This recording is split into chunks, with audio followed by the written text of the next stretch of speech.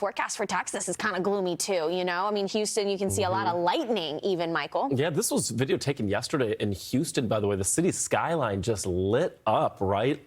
Like the 4th of July almost, just with all that lightning out there. It was really impressive to see, that's for sure.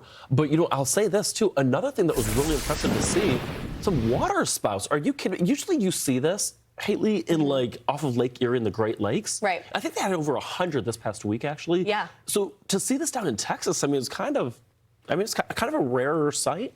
Yeah, I mean, I have to say, I've never actually seen a water spout. And I used to go to the Texas beaches all the time. So, you know, maybe that just kind of speaks to this isn't as commonplace as it is, let's say, for a spot like Florida or up towards the Great Lakes.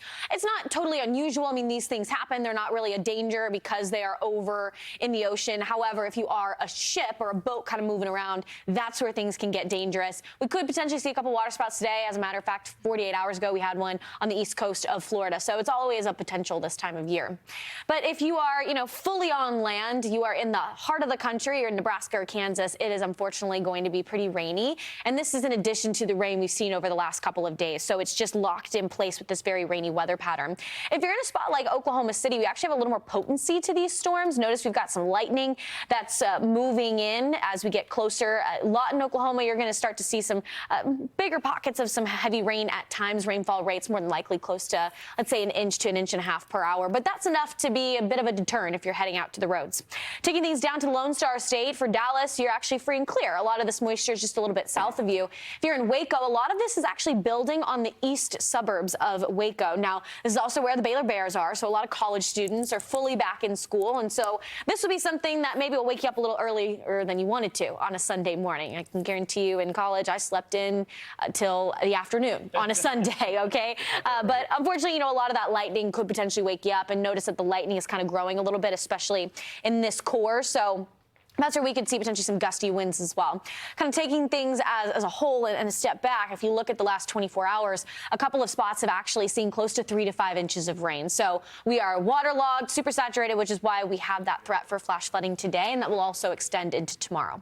The big trigger behind this, Michael, is this low pressure system and that attendant cold front. It's kind of a slow mover, and it's in some ways targeting portions of East Nebraska, northern Kansas for multiple days. So we'll see some rain, we'll see some lightning, but thankfully not really talking about severe weather with this. You know, it's that stationary boundary, too, that is just kind of sitting there, it's sagging somewhat, and that is just the mechanism for a lot of these, as you mentioned, repeated showers, repeated thunderstorms, day after day after day, and it's one of the reasons you look at our flash flood outlook, it's a 2 out of 4, and it basically stretches from Omaha, which got super soaked the day before, and, you know, it's kind of down that corridor through Kansas City.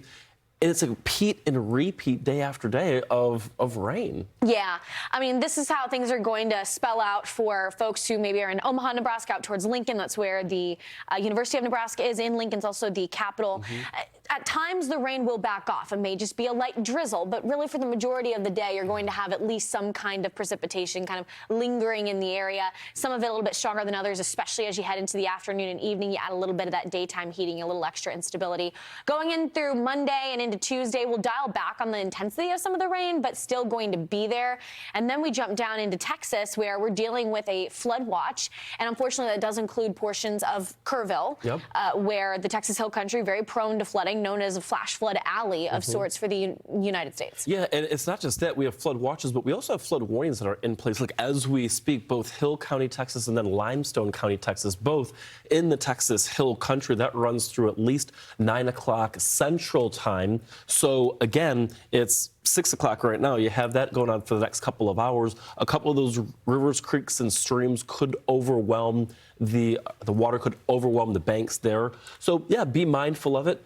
Haley's showing us where exactly that's located. And again, slow moving, but that deep and dark red, that indicates heavy, heavy rain. Yeah, that's actually where I was showing you guys a little bit earlier, where you have a little extra lightning. So that's showing you more intense thunderstorms. This is just outside of Waco, but still enough to be impactful for the university. Waco is more of the sprawling area. A lot of this south of Corsicana as well, but it is a fairly traveled interstate, especially for those of you who are traveling from Texas over into Louisiana. I've traveled that road quite a bit. You kind of travel up through I-35 and then cut out towards the east there. So that's going to be an impact for you guys. That flash flood warning lasting until 9 a.m. Central.